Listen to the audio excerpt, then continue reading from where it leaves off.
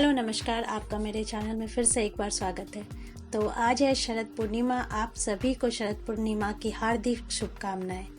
हिंदुओं में पूर्णिमा का बहुत महत्व है और आज का दिन तो बहुत ज़्यादा विशेष महत्व रखता है।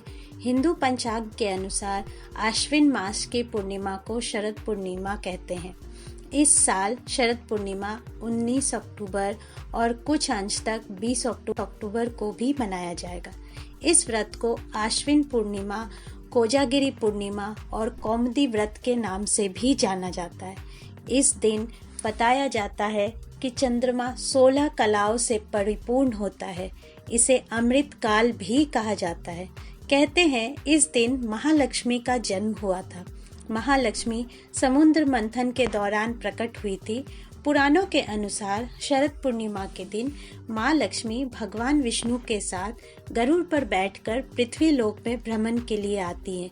इतना ही नहीं, इस दिन माँ लक्ष्मी घर घर जाकर भक्तों पर कृपा भी बरसाती हैं, उन्हें वरदान भी देती हैं।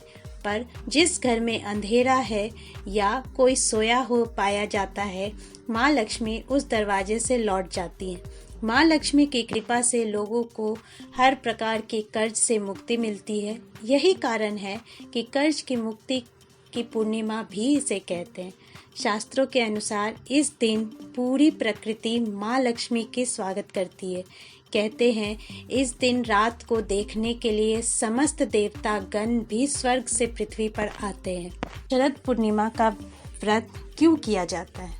पौराणिक कथा है कि एक बार एक साहूकार की 2 बेटियां थीं।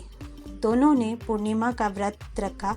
एक बार बड़ी बेटी ने पूर्णिमा का व्रत विधिवत किया, लेकिन छोटी बेटी ने व्रत को छोड़ दिया, जिससे छोटी लड़की के बच्चों के जन्म लेते ही मृत्यु हो जाती थी।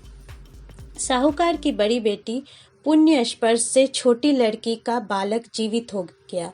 कहते हैं उस दिन से वह विधि पूर्वक ये व्रत को करने लगी। जानते हैं कि खीर का भोग क्यों लगाया जाता है शरद पूर्णिमा के दिन? शरद पूर्णिमा के दिन महालक्ष्मी की विधिवत पूजा की जाती है। मान्यता है कि महालक्ष्मी भक्तों की सभी परेशानियों को दूर रखती हैं।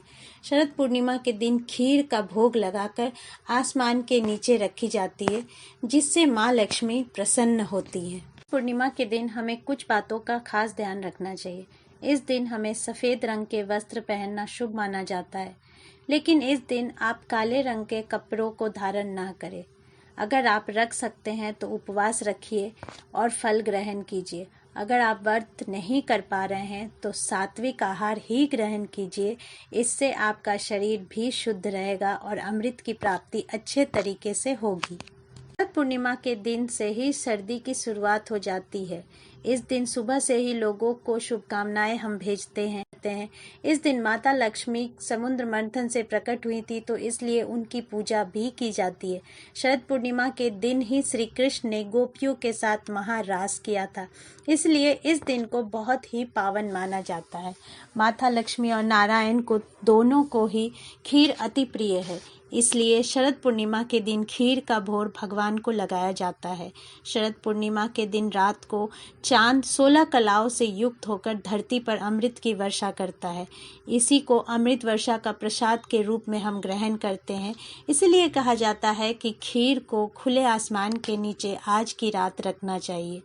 शरद पूर्णिमा की शीतल चांदनी में रखी खीर खाने से शरीर के सभी रोग दूर हो जाते हैं। ज्येष्ठ, आषाढ़, सावन, भाद्रपद मास में जो शरीर में पित्त का जो संचय हो जाता है, वो सभी रोगों से आप दूर हो जाते हैं।